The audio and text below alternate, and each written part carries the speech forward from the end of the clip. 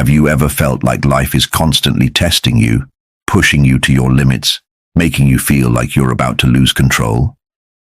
What if I told you that over 2,000 years ago, a man who started his life as a slave discovered the secrets to maintaining complete inner peace no matter what chaos surrounded him?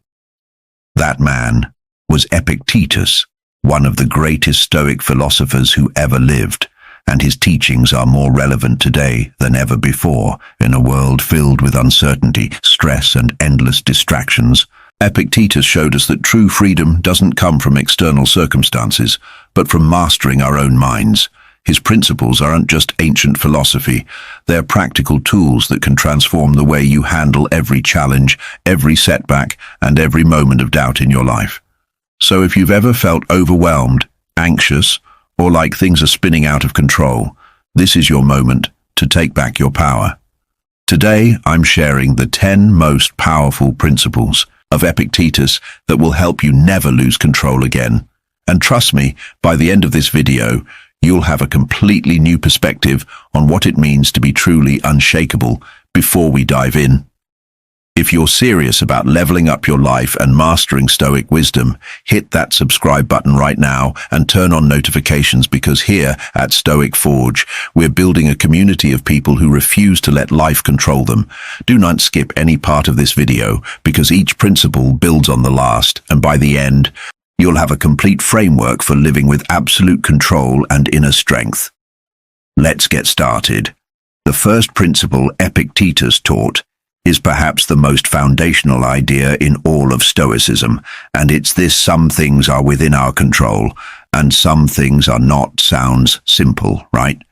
But this one idea has the power to completely transform how you experience life. Think about how much energy you waste worrying about things you can't change: the weather, what other people think of you, the past events that are completely outside your influence. Epictetus said that we suffer not because of the events themselves, but because we try to control what cannot be controlled. When you truly understand this principle, you stop fighting against reality and start focusing your energy where it actually matters: on your own thoughts, choices, and actions. You can't control whether you get stuck in traffic, but you can control how you respond to it. You can't control whether someone treats you poorly, but you can control whether you let it affect your peace of mind. This isn't about being passive or giving up. It's about recognizing where your power actually lies and directing all your energy there the moment you stop trying to control the uncontrollable. You'll feel a weight lift off your shoulders, because you're no longer carrying burdens that were never yours to carry in the first place. So start asking yourself throughout the day, is this within my control? If the answer is no, let it go. If the answer is yes, then take action. This simple practice will save you from so much unnecessary stress and frustration. The second principle from Epictetus is about your judgments, and it's a game changer. He said it's not things that disturb us, but our judgments about things. Let that sink in for a moment. The events in your life aren't inherently good or bad, stressful or peaceful. What makes them feel that way is the meaning you assign to them. Two people can experience the exact same situation and have completely different reactions. Why? Because they're making different judgments about what's happening. One person gets rejected for a job and spirals into self-doubt, thinking they're not good enough. The other person gets rejected and sees it as a redirection towards something better. Same event, completely different judgments and completely different outcomes. This is where your power lies. You get to decide what things mean when someone cuts you off in traffic. You can decide it's a personal attack that ruins your mood, or you can decide it's just someone having a bad day and let it roll off your back when you face a setback. You can judge it as a disaster, or you can see it as an opportunity to learn and grow. Epictetus understood that our suffering comes not from external events, but from the stories we tell ourselves about those events. So the next time something happens that triggers a negative emotion, pause and ask yourself, what judgment am I making right now? Is this judgment serving me, or is it causing unnecessary suffering? Once you realize you have control over your judgments, you'll see that you have far more power over your emotional state than you ever thought possible. You're not at the mercy of circumstances. You're at the mercy of your own interpretations, and those you can change. The third principle Epictetus taught us is about desire and aversion, and this one cuts deep. He said, don't demand that things happen as you wish, but wish that they happen as they do happen, and you will go on. Well, in other words, stop fighting against reality. Most of our suffering comes from wanting things to be different than they are. We desire what we don't have, and we avoid what we do have. We want the promotion, the relationship, the perfect body, the ideal life. And when we don't get these things, we suffer. But here's the truth: desire is endless. If you're always chasing the next thing, you'll never find peace. Epictetus isn't saying you shouldn't have goals or ambitions, but he is saying that your happiness shouldn't depend on getting what you want, because so much of that is outside your control. Instead of being attached to specific outcomes, focus on doing your best and accepting whatever results come. This doesn't mean being passive or not caring. It means putting in the effort without being devastated. If things don't work out exactly as planned, when you stop demanding that life meet your expectations, you become free.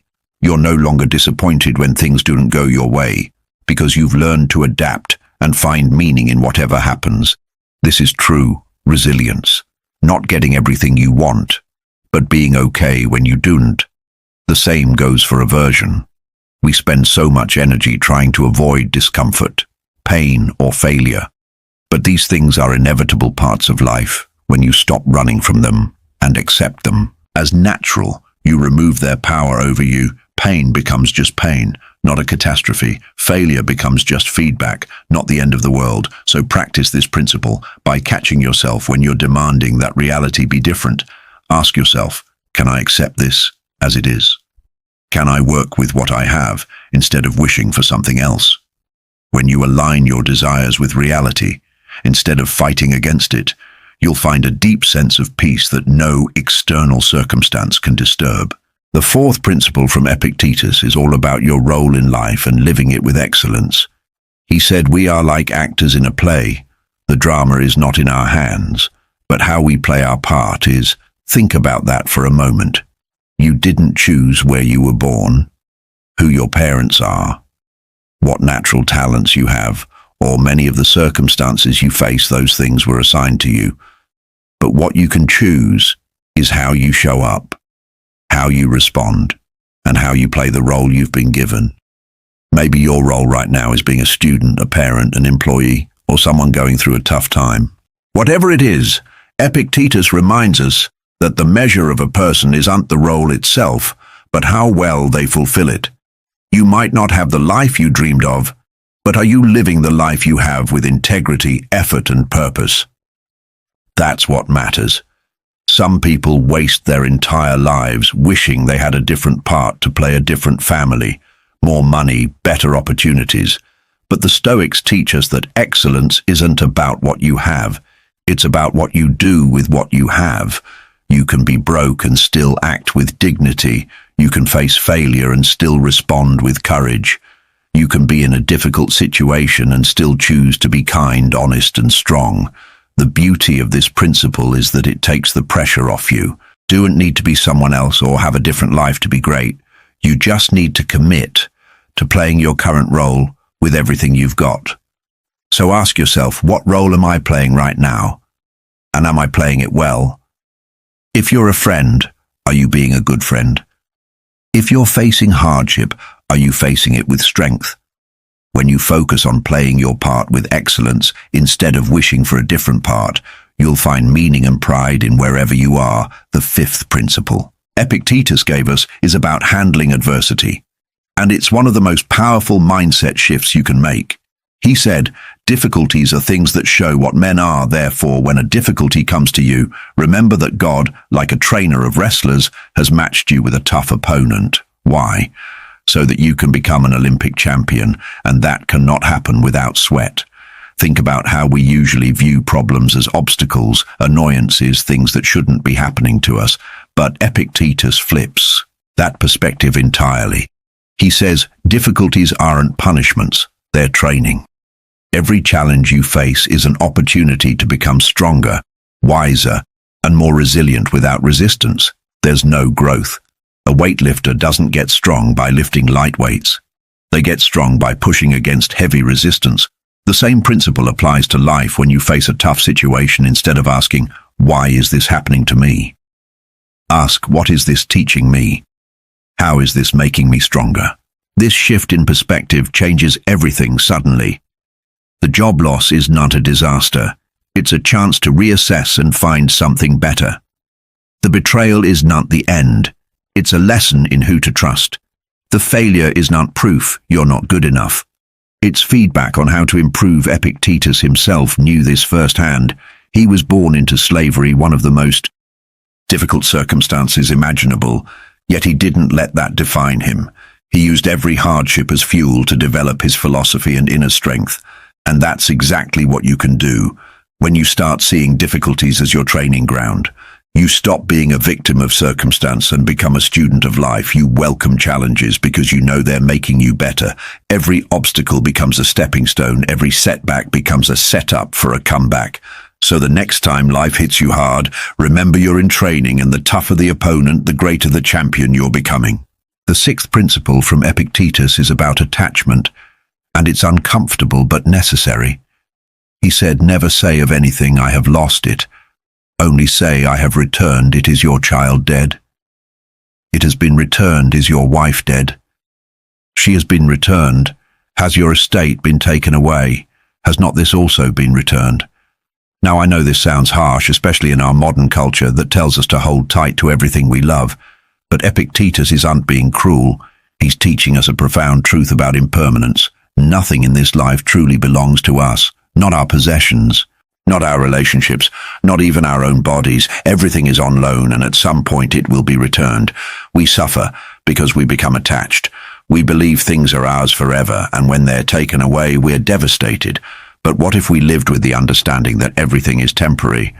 What if we appreciated what we have while we have it, but held it loosely, knowing it won't last forever? This doesn't mean you love people less or care about things less. It means you love them more fully in the present moment, without the anxiety of losing them, because you've already accepted that loss is inevitable. This principle teaches us to be grateful for what we have right now, instead of taking it for granted. When you realize that your time with loved ones is limited, you stop wasting it on petty arguments and start cherishing every moment. When you understand that your health, your opportunities, your possessions are all temporary, you stop taking them for granted and start using them wisely. Epictetus isn't asking you to be cold or detached. He's asking you to be present and grateful while also being prepared. This is what gives Stoics their strength. They enjoy life fully, but they are never destroyed by loss because they understand the nature of existence. So practice this principle by reminding yourself daily that everything you have is a gift that will one be returned. This does not make life sad. It makes it precious. It makes every moment count. And when loss does come, and it will, you'll be able to face it with grace and strength, instead of being shattered by it. The seventh principle from Epictetus is about your inner fortress and protecting your peace of mind. He said, "If you do not wish to be prone to anger, do not feed the habit. Give it nothing which may tend to its increase." This applies to all negative emotions: anger, resentment, envy, anxiety. They all grow when we feed them and shrink when we starve them. Think about how often you feed your negative emotions. You replay that argument in your head over and over, feeding your anger. You scroll through social media, comparing yourself to others, feeding your envy. You watch the news, obsessing over things you can't control, feeding your anxiety. Every time you engage with these thoughts and behaviors, you're strengthening the habit. Epictetus understood that our minds work like muscles. Whatever you practice gets stronger. If you practice anger, you become an angry person. If you practice gratitude, you become a grateful person. If you practice worry, you become an anxious person. So the solution is simple. Stop feeding what you don't want to grow. This requires awareness and discipline. You need to catch yourself in the moment when you're about to engage with a negative thought pattern and consciously choose not to. Someone cuts you off in traffic and you feel anger rising. Instead of cursing and fuming and letting it ruin your next hour, you take a breath and let it go. You see a post that triggers envy instead of spiraling into self-pity. You close the app and focus on your own journey. You start worrying about something that might happen instead of catastrophizing you. Remind yourself to focus on the present moment. This isn't about suppressing emotions or pretending everything is fine. It's about not dwelling on and amplifying emotions that don't serve you. Feel the anger, acknowledge it, but don't feed it by rehearsing it over and over. The more you practice this, the easier it becomes. Your default state starts to shift from reactive to calm, from turbulent to peaceful. And here's the beautiful part. When you stop feeding negative emotions, you create space for positive ones. When you're not constantly angry, you have room for compassion. When you're not consumed by envy, you have room for gratitude. When you're not paralyzed by anxiety, you have room for courage. So pay attention to what you're feeding. Are your habits, your media consumption, your thought patterns feeding the person you want to become? Or are they feeding the emotions you want to overcome? Choose wisely, because you become what you repeatedly practice. The eighth principle, Epictetus taught, is about action over complaint, and it's a call to take responsibility for your life. He said, "Do not explain your philosophy, embody it." In other words, stop talking about who you want to be and start being that person. We live in a world of talkers. Everyone has opinions, plans, and excuses. But the Stoics were doers. They understood that your character is undefined by what you say or what you intend. It's defined by what you do. You can talk all day about being disciplined, but if you hit snooze 5 times every morning, your actions tell the real story. You can say you value health, but if you're eating junk and never exercising, your body reveals the truth. You can claim you want to be successful, but if you're spending hours on distractions instead of working toward your goals, your results speak louder than your words. Epictetus himself didn't just teach Stoicism. He lived it despite being enslaved, despite physical disability, despite every disadvantage he could have used as an excuse.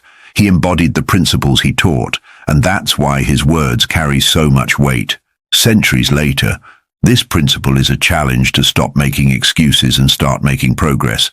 If you want to be more patient, stop complaining about how everyone tests your patience and start practicing patience in those exact moments. If you want to be braver, stop talking about your fears and start facing them. If you want better relationships, stop blaming others and start being the kind of person others want to be. Around the gap between who you are and who you want to be is bridged by action, not intention, not plans, not talk, but consistent, deliberate action every single day. And here's the thing, action creates clarity. You can think and plan forever, but until you actually do something, you won't know what works, you won't learn, you won't grow. The person who writes a bad first draft is infinitely ahead of the person who's still planning to write someday. The person who goes to the gym even when they do not feel like it is building the identity of someone who's fit.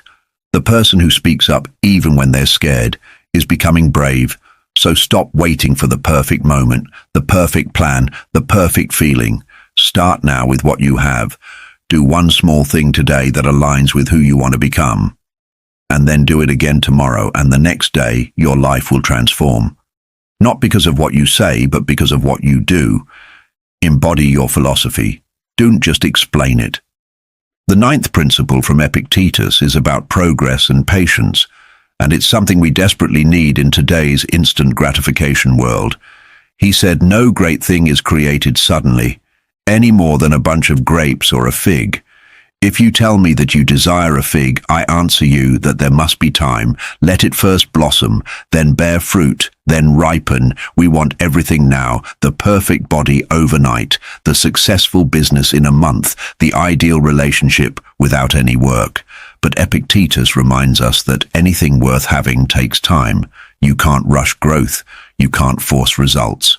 All you can do is plant the seeds, water them consistently, and trust the process. Think about how nature works. A farmer doesn't plant seeds and then dig them up every day to check if they're growing. That would kill them. Instead, he plants, waters, protects the soil, and waits. He trusts that beneath the surface, something is happening even when he can't see it yet, and in time the harvest comes. The same applies to your life. When you're working on yourself, building a skill, improving your health, or developing your character, you won't see results immediately. There will be days, weeks, even months, where it feels like nothing is changing. But beneath the surface, you're growing the discipline, you're building the habits you're forming, the mindset you're developing. They're all taking root, and if you stay consistent, they will bear fruit. The problem is most people give up right before the breakthrough. They work out for 2 weeks and quit because they don't see abs yet. They practice a skill for a month and quit because they're not a master yet. They try to change a habit and quit after a few slip-ups. This is where most people fail. They don't give the process enough time. Epictetus understood that patience is a virtue, not because waiting is fun, but because real transformation requires it. So if you're working towards something and not seeing results yet, don't give up. Ask yourself, am I being consistent? Am I doing the work even when I don't feel like it? If the answer is yes, then trust the process. Your fig tree is growing. You just can't see the fruit yet. And when you do finally see it, when the results start to show, when people start noticing the change, when you become the person you've been working to be, it will all make sense. The waiting, the effort, the patience, it will all be worth it. So keep going, keep planting seeds, keep watering them, and trust that in time you will harvest what you've sown. The 10th and final principle from Epictetus is the ultimate reminder of where true power lies. He said, wealth consists not in having great possessions, but in having few wants. This is the secret to freedom. And it's the opposite of everything. Modern society tells you we're constantly bombarded with messages that say you need more. A bigger house, a nicer car, more money, better clothes, the latest gadgets. And we believe it. We think happiness is just one purchase away, one achievement away, one milestone away. But then we get those things, and the satisfaction fades, and we're back to wanting more. It's an endless cycle, and it's exhausting. Epictetus lived in ancient Rome, one of the wealthiest, most extravagant empires in history, and yet he saw through it. He understood that the richest person isn't the one with the most, but the one who needs the least, because when you need less, you're free. You're not chained to a job you hate just to pay for things you don't need. You're not stressed about keeping up with others. You're not constantly anxious about losing what you have.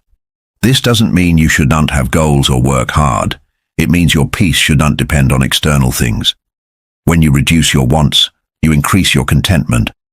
You start appreciating what you already have. Instead of always chasing what you aren't, you realize that most of what you thought you needed was just noise. Think about it. How much of what you own do you actually use? How many of your wants are really needs? And how many are just things you've been conditioned to think will make you happy? When you strip away the excess, you find freedom. You find space. You find peace. The Stoics practiced voluntary discomfort. They'd go without luxuries periodically to remind themselves that they could be happy with less. This practice builds resilience and gratitude. When you realize you don't need much to be content, you become unshakable. So take inventory of your life. What are you chasing that you don't really need? What would happen if you simplified? What if instead of constantly acquiring, you focused on appreciating?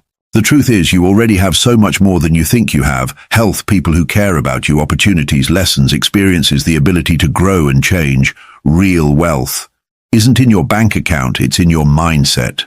And when you master your wants, when you find contentment in simplicity, you unlock a level of freedom that no amount of money can buy. This is the final lesson from Epictetus, and it ties everything together. Control. What you can let go of, what you can't. Choose your judgments, accept reality, play your role, well, embrace difficulties, hold things loosely, protect your peace, embody your values, be patient and want less. These 10 principles aren't just philosophy, they're a blueprint for a life of complete inner control and freedom. So there you have it. The 10 principles of Epictetus, that will help you never lose control again. These aren't just ideas to think about. They're practices to live by every single day. Your life will change, not because of luck or circumstance, but because you've built an unshakable foundation within yourself. You've learned to control what matters, your mind, your choices, your responses, and when you master those, nothing on the outside can break you. If you found value in this video, do me a favor, hit that like button, share this with someone who needs to hear it, and make sure you're subscribed to Stoic Forge because we're just getting started. There's so much more wisdom to explore, and I want you on this journey with us. Check out the next video on your screen to keep building your Stoic mindset.